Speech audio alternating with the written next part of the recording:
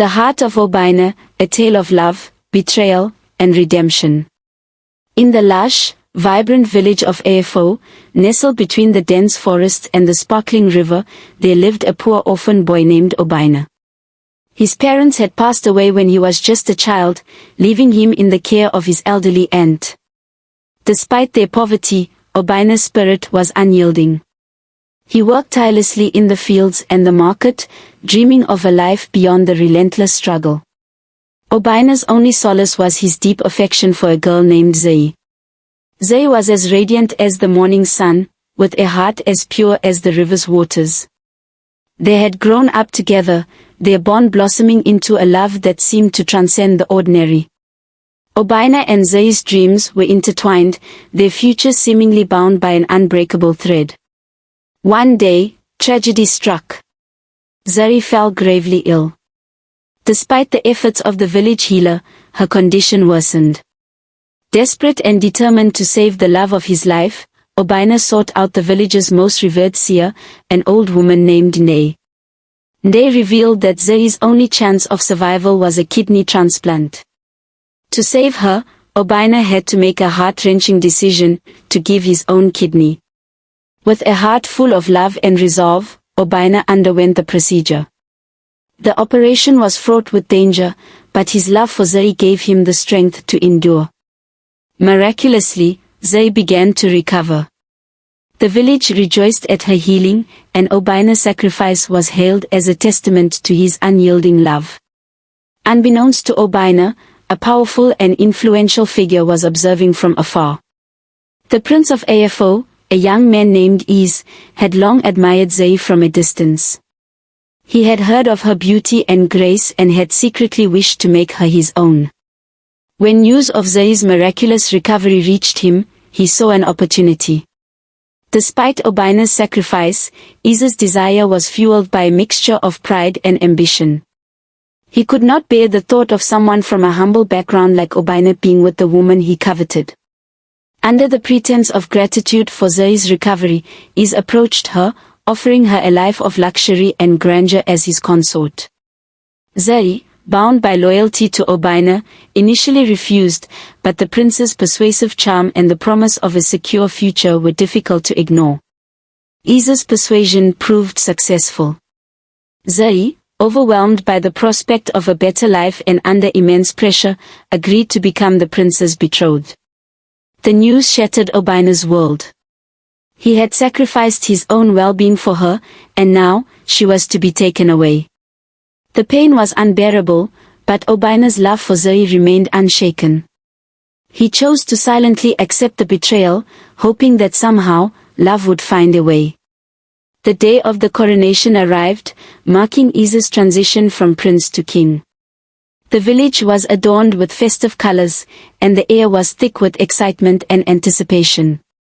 However, the celebration took a dark turn when, during the coronation ceremony, King Is was struck with sudden blindness.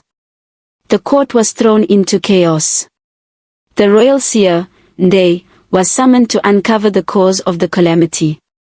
After a night of ritualistic divination and prayers, she revealed a startling truth: the blindness was a divine punishment.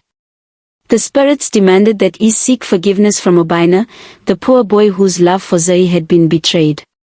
The seer's message was clear: without atoning for his wrongs, Is would remain blind, and his kingdom would face ruin. Is was furious and refused to accept the seer's decree. He believed that the curse was a result of a conspiracy against him, and he dismissed the idea of apologizing to Obina. His pride and reluctance to admit wrongdoing fueled his defiance. He chose to rely on his power and influence to overcome the curse, but the darkness persisted. Desperate to regain his sight and save his kingdom, Is was eventually convinced by his advisors to meet with Obina.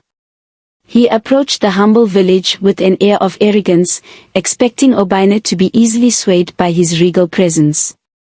However, Obina's heart was hardened by betrayal and anger. Obina met with Is, the king's blind eyes reflecting the weight of his transgressions. The meeting was tense, with Obina's resentment clashing with Is's desperation.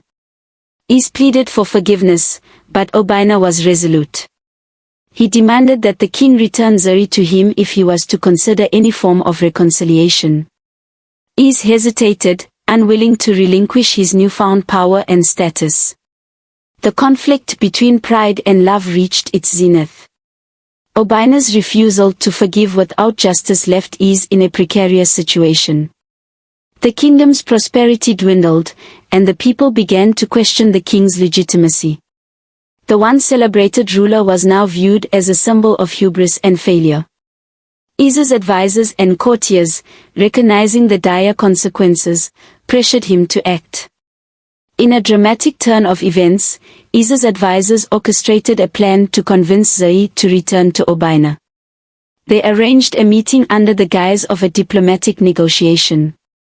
When Zuri arrived, her heart was heavy with guilt and sorrow.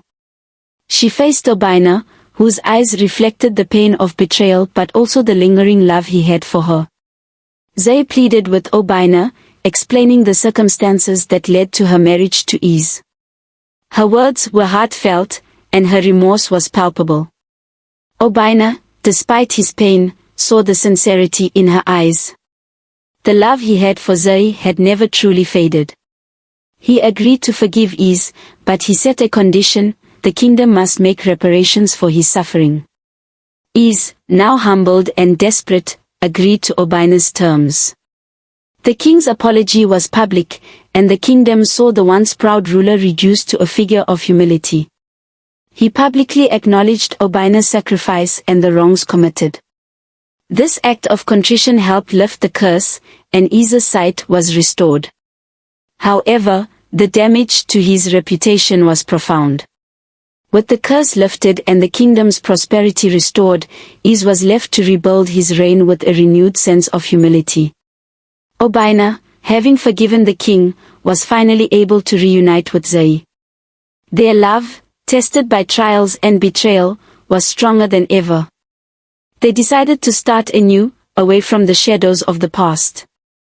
Obina and Zuri built a life together in a modest but happy home, where they lived out their days in peace and contentment.